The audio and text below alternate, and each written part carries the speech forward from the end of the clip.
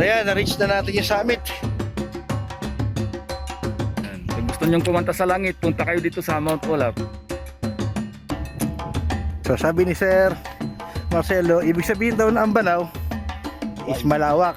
Yan. Yung paway, yung mga dahon. Pwede nyo i-kumpara itong lugar na to, yung per summit, parang Switzerland rin.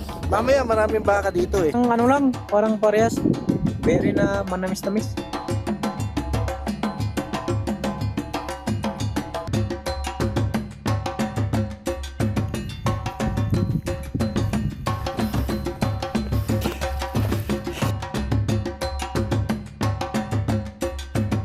So ito, sikat na sikat to. Ito yung peak 2 ng Mount Ulap.